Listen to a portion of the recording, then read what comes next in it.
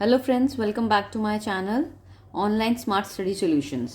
आज जो हम टॉपिक कवर करने वाले हैं वो है सोशल साइंस का फॉर क्लास 4th।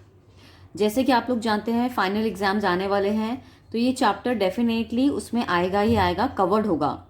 हमारा जो टॉपिक है वो है our goals, rights and duties. ये सिर्फ 4th क्लास के लिए नहीं है, आप जैसे जैसे आगे क्लासेस में बढ़ते जाएंगे वैसे वैसे ये टॉपिक उसी हिसाब से बढ़ेगा।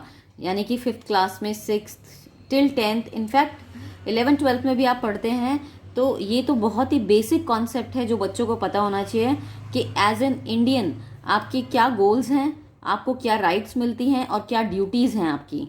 तो चलिए स्टार्ट करते हैं वीडियो को। व्हाट वी लर्न, हम क्या पढ़ने वाले हैं, हम क्या सीखने वाले हैं इस चैप्टर में। Our goals, rights and duties as a citizen of our country. हमारी क्या गोल्स हैं, हमारी क्या राइट्स हैं, हमारी क्या ड्यूटीज़ हैं एज अ सिटीजन। एक नागरिक की क्या ड्यूटीज़, राइट्स और गोल्स हैं आपकी कंट्री में। सबसे पहला चीज़ आता है कॉन्स्टिट्यूशन। कॉन्स्टिट्यूशन मतलब हमारा संविधान। इसका क्या मतलब है? It is the basic set of laws according to which a country is governed. यानी कि एक ऐसी लॉज बनाई जाती हैं, बेसिक सेट ऑफ लॉज हैं जो पर्टिकुलरली सभी के लिए सेम हैं, जो कि एक कंट्री को गवर्न करने में हेल्प करती है। अब सबसे इम्पोर्टेंट कि कॉन्स्टिट्यूशन ऑफ इंडिया कब आया था हमारे देश में, कब बनाया गया था, इनफैक्ट केम इनटू इफेक्ट कब आया था। ये डेट अच्छे से याद कर लीजिए। ये है 26 जनवरी 1950। 26 जनवरी 1950 में हमारा संविधान शुरू हुआ था, इफेक्ट हुआ था, यानी कि उस दिन से ये स्टार्ट हुआ था। और इसको बनने में कितना टाइम लगा था? लगभग 2 साल 11 महीने और 18 दिन। It took 2 years and 11 months and 18 days to complete the Indian Constitution। ये बहुत इंपॉर्टेंट क्वेश्चन है, ये आपकी जनरल नॉलेज को भी बढ़ाएगा कि हमारा संविधान या हमारा कॉन्स्टिट्यूशन कब इन इफेक्ट में आया था और इसको कितना टाइम लगा था बनने में। उसके बाद टॉपिक आता है हमारे गोल्स क्या हैं। सबसे पहले तो गोल्स क्या होते हैं? These goals have been laid down by the Constitution of India। जो गोल्स हमारे संविधान में रखे गए हैं या उनके द्वारा रखे गए हैं हमारे लिए, वो क्या क्या हैं और वो किस लिए रखे गए हैं? वो इसलिए रखे जाते हैं to ensure the welfare of all the citizens in our country. हमारे जितने भी नागरिक हैं, हमारे कंट्री के, इंडिया के जितने भी नागरिक हैं, उनके वेलफेयर के लिए, उनकी अच्छाई के लिए, उनके हर चीज़ को देख रेख के लिए। सबसे पहला गोल आता है equality in the eyes of law. Equality in the eyes of law का क्या मतलब हुआ कि लॉ में जो इक्वालिटी होनी चाहिए सभी लोगों की, वो बराबर होनी चाहिए। इट शुड बी इक्वल, किसी का कोई भेदभाव नहीं होना चाहिए। Respect for all in the country. हमारे कंट्री में सबको उतनी ही रिस्पेक्ट मिलनी चाहिए जो किसी एक को मिलती है, वो सभी को मिलनी चाहिए। उसके बाद है equal and fair opportunities to study and work.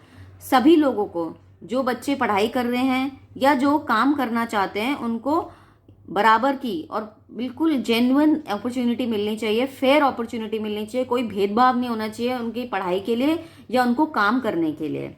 No unjust treatment on the basis of religion, caste और जेंडर।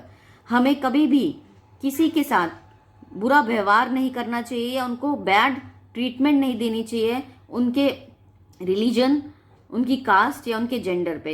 ये नहीं कि लड़का है लड़की है, जेंडर इसका मतलब ये हो गया। कास्ट हो गया आपका कि आप हिंदू हैं, मुस्लिम हैं, जो भी हैं। रिलीजन, हिंदू, मुस्लिम, सिख, ईसाई कुछ भी हैं, आप सबको बराबर मिलना चाहिए, हर एक ट्रीटमेंट जो एक सिटीजन को मिलता है। उसके बाद 5वां गोल है हमारा, 5th गोल जो है, right to choose representatives in the government. यानी कि हम जो गवर्नमेंट में अपना रिप्रेजेंटेटिव चूज करते हैं उसका हमें राइट होना चाहिए। उसके बाद फ्रीडम टू थिंक, सोचने की जो पावर है वो हमें फ्री होनी चाहिए, हमें किसी के अकॉर्डिंग नहीं चलना चाहिए। एक्सप्रेस ओपिनियंस, हम अपने ओपिनियन अपनी एक्सप्रेस कर सकते हैं। And follow the religion of your choice. आप अपनी मर्जी का रिलीजन फॉलो कर सकते हैं, कोई आप पे जबरदस्ती नहीं है कि आपको यही रिलीजन फॉलो करना है। उसके बाद आता है the most important is fundamental rights. What are fundamental rights? Fundamental rights क्या हैं?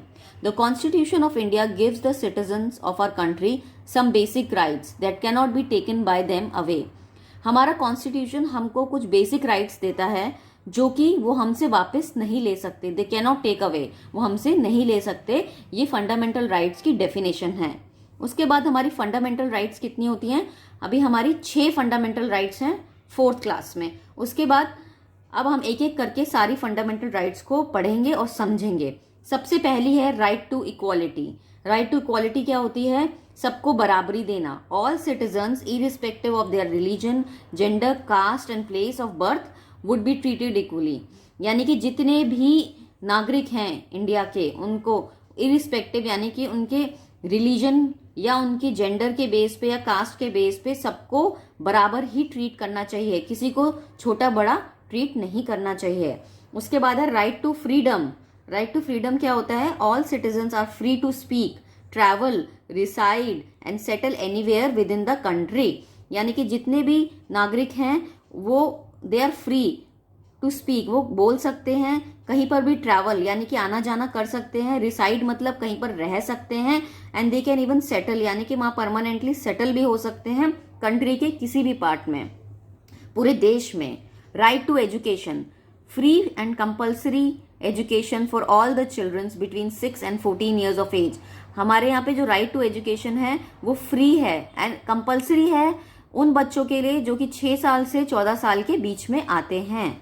Right against exploitation. Right against exploitation means के जो भी बंदा काम कर रहा है, they are not force to work, they are not force मतलब उनको जबरदस्ती आप कोई काम नहीं करवा सकते under unfair conditions and without payment.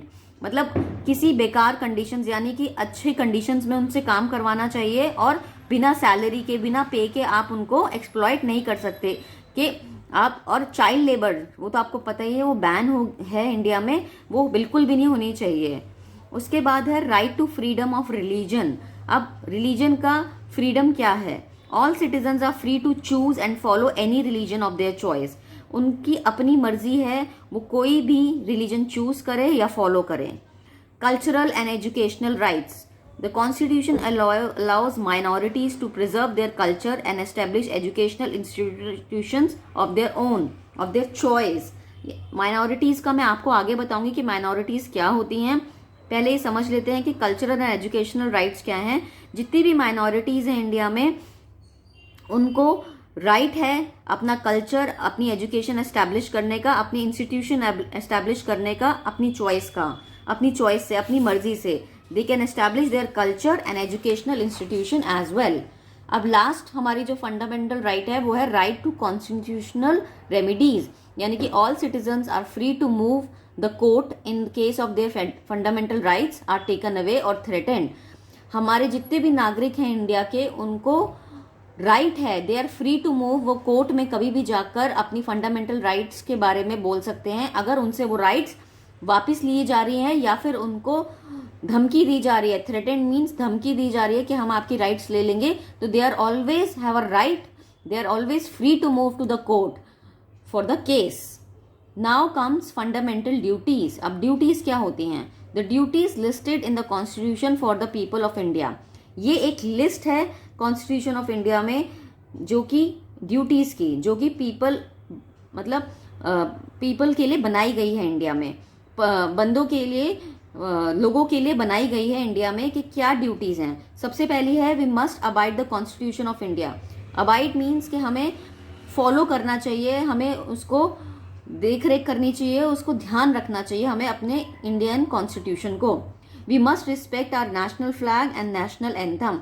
हमारा जो भारत का नेशनल फ्लैग यानी कि हमारा जो झंडा है, या हमारा नेशनल एंथम यानी कि जो हमारा नेशनल एंथम जनगण मन है, उसकी रिस्पेक्ट करनी चाहिए हमें।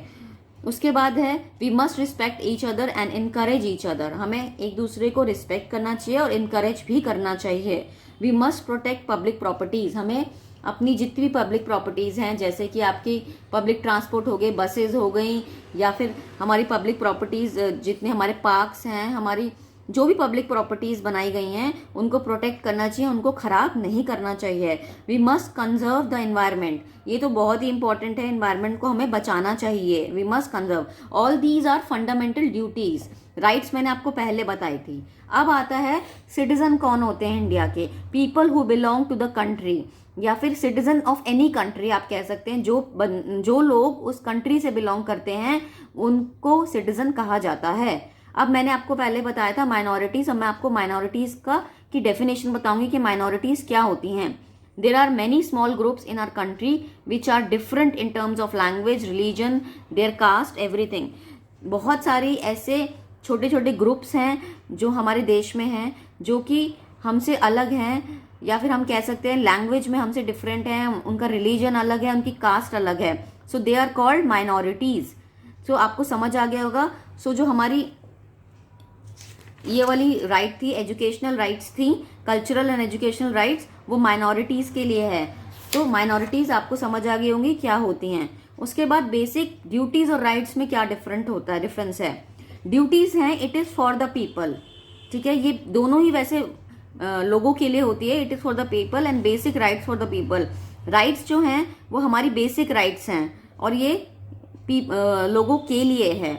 It is laid down by the constitution, ये कॉन्स्टिट्यूशन द्वारा रखी गई हैं कि ये होना चाहिए, और ये कॉन्स्टिट्यूशन हमें प्रोवाइड करता है कि हमें इसको फॉलो करना चाहिए।